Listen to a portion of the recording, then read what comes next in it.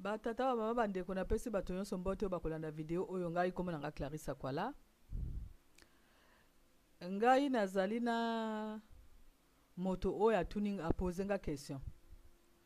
Alobi me pona nini Koffi Olomide akoko kenda kaka na prison pona abeti moto. Est-ce que soko beti moto ki na prison parce que hier alobi que azuka na yemoka alobi que me nga na sina beta moto nga ba tianga na prison te me pona nini Koffi Olomide ba beti ye maintenant ekomi akena na ba prison tout ça là.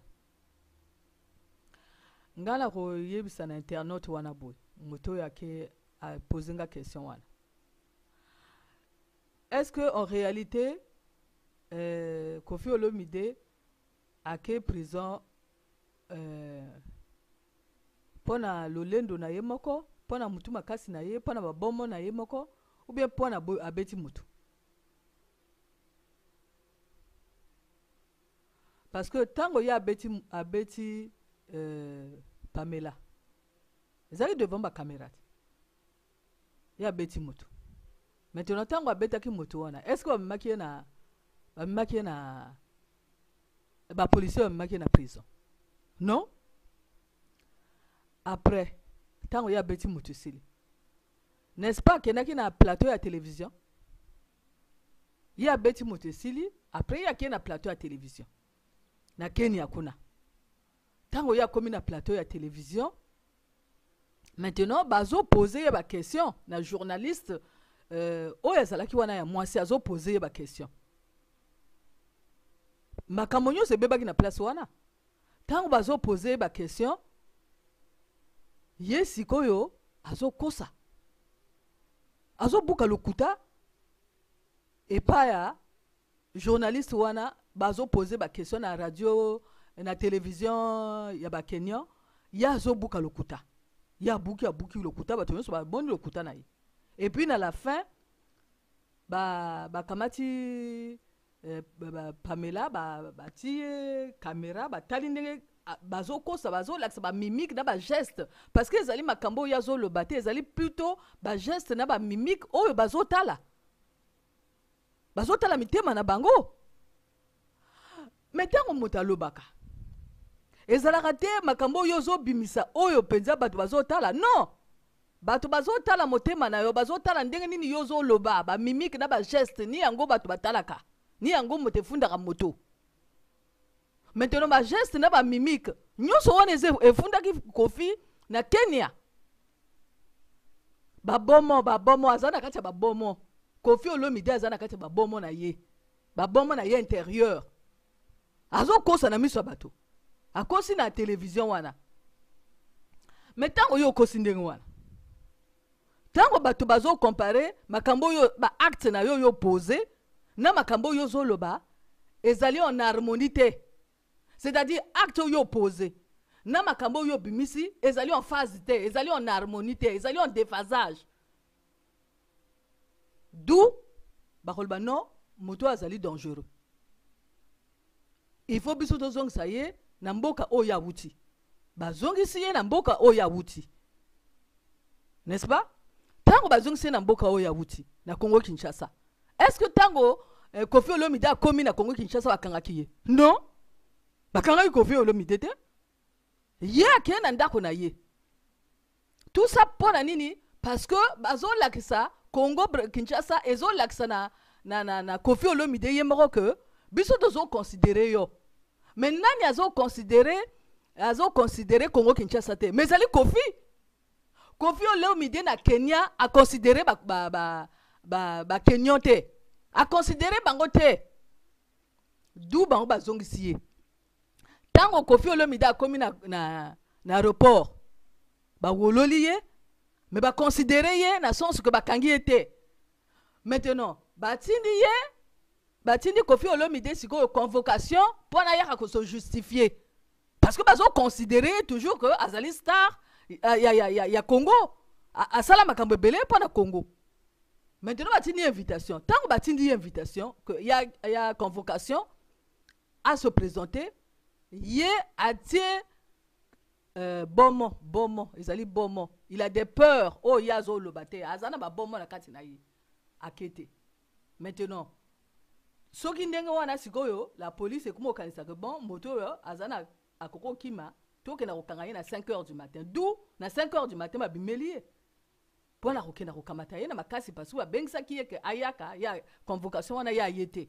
Awa nazo pesa réponse na fan ya Koffi Olomide o yazo poser la question parce que zo sale passe. Angwana nga nazo pesa ya analyse na ngai. Façon na nga na mona makambo.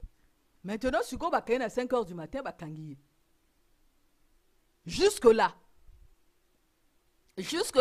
bozo mona que bazo considérer ça Koffi Olomide bazo considérer ye. Mais yemo dazo pesa sa considération te que na mboka. Botala ne makambo ya sana Kenya. Ya beti moto. Akena télévision abuki lokuta. Tant abuki lokuta na télévision, ayi akeli sous na chambre na ye hôtel.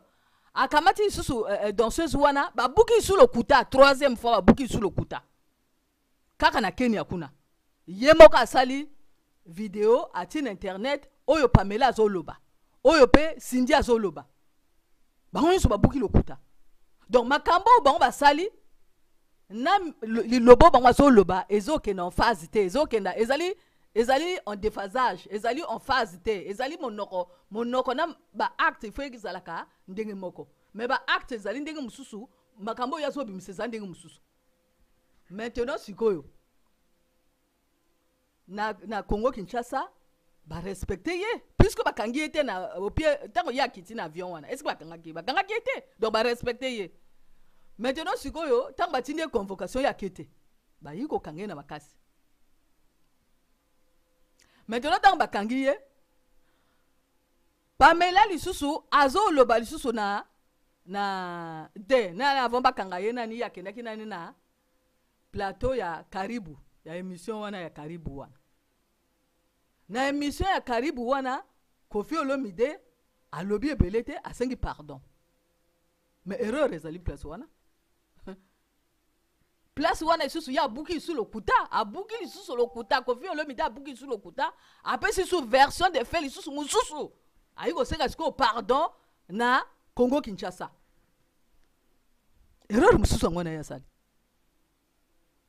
Parce que makambo ya lobaki na Karibu wana ezalaki en phase na makambo ya salaki te.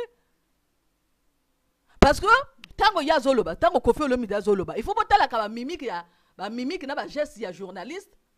Ya mwasi wana zo poser ba question. Bon mona ba mimique na ba geste. Bozo mona que nyonso ezalo kuta. C'est-à-dire makambo yo Koffi Olomide zoloba, journaliste azo mona que nyonso ezalo kuta. Donc abuki sou mi pe ko na place wana. Maintenant à côté ce qu'on a boloko. Siko ba Pamela isusu ba yeli isusu koloba makambo Pamela zo loba na devant écran ezali pe kaka toujours en phase te na makambo yo elekani. Car le kuta lisusu. Bon, nani azo timola siko na ngana zo tuna siko yo na internaute oyo a poser la question que mais pas na nini bazo kanga Koffi Olomide. Mais bazo kanga Koffi Olomide ezali yemo mutako timola ka libulu na ye. Yena Koffi Olomide na ba danseuse na ye moto bazo timola libulu ya Koffi Olomide.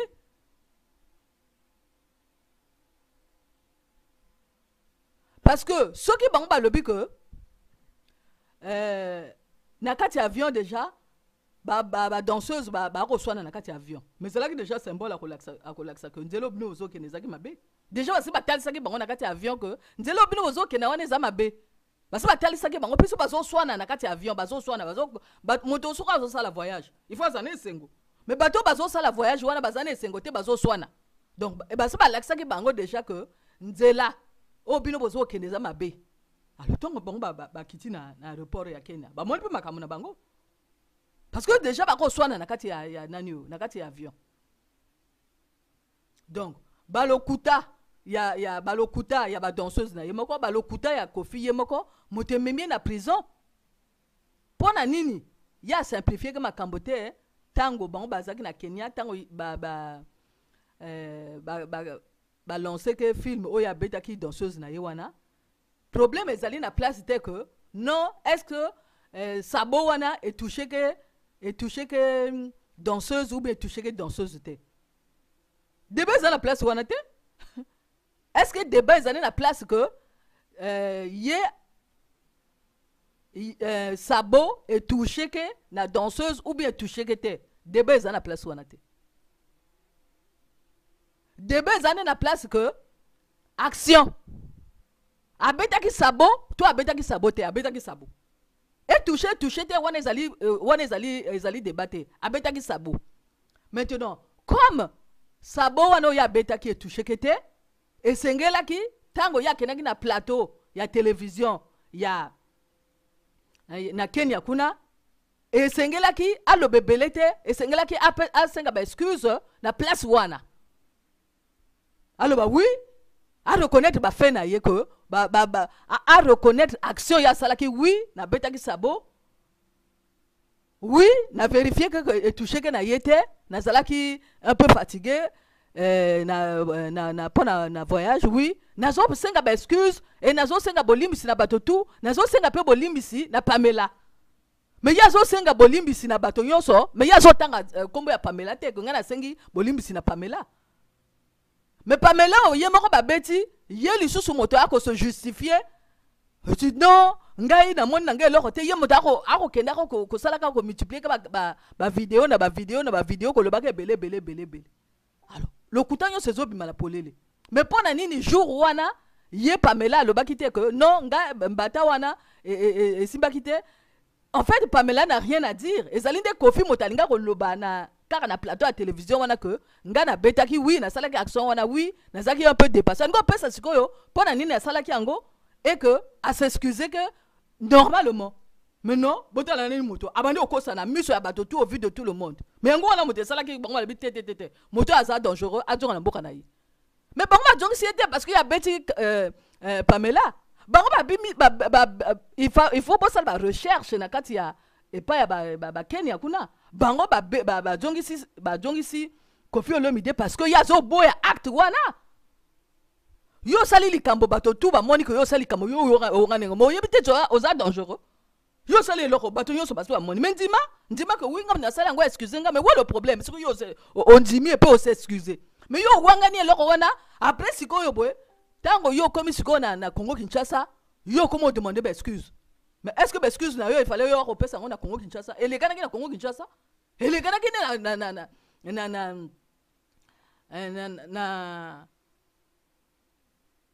Kenya ni la Kenya kuna bako c'est la excuse na ye mais ya wangani donc à saboter ba Kenya à frustrer bango à saboter bango à wangani bango alors non bino boza ba yuma c'est-à-dire soki motako mo talango entre les lignes ya komona que ya zolo bana ba Kenya ko bino boza ba yuma nga sa nange loko wana te botika nga buzoba ya zolo bandende ngwa langage na yende zalinde loko wana mais soki ya lobaka que non nga na beti ye oui to nga moko na moni yango na regretter même film nga na moni wana et puis nazo senga vraiment bolimbisi et puis nazo senga vraiment bolimbisi na Pamela azo lobandenge wana mais non or et comment qui on dirait que non Pamela ya opese baiser à Judas na plateau et wana ya ki baiser à Judas biloko wana tout o bango basala ki scène wana mise en scène o bango basala ki nyonso wana moto et tiaki makambo nyonso et kendaki na mai d'où ba telemeli ye ba lubi non to kanga moto azali dangereux to donc ça y est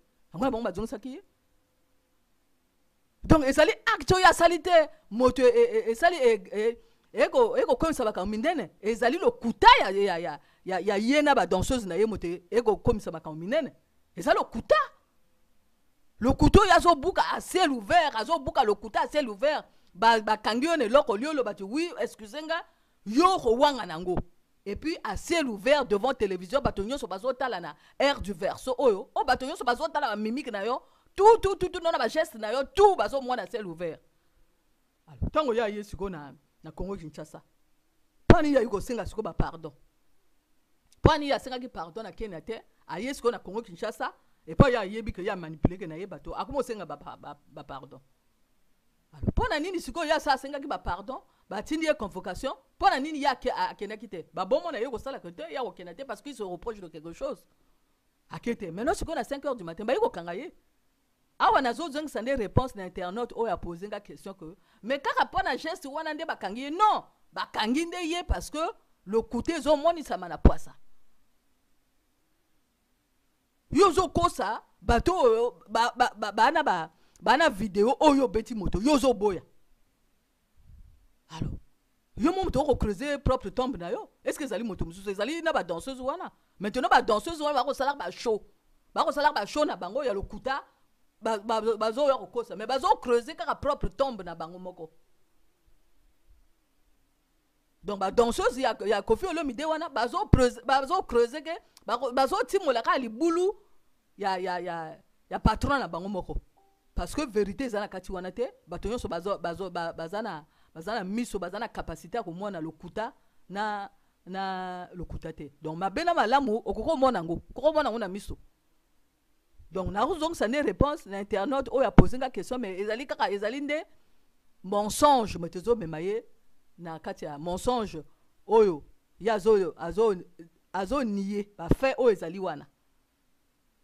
Donc vérité parfois ezara passe pas na komona ngo na miso bwe na moto ya mesala ko kosa soko mesala toujours ko kosa oyebi ko senga ba excuse te oyebi ko loba pardon te oyebi ka ko kosa mesali passe.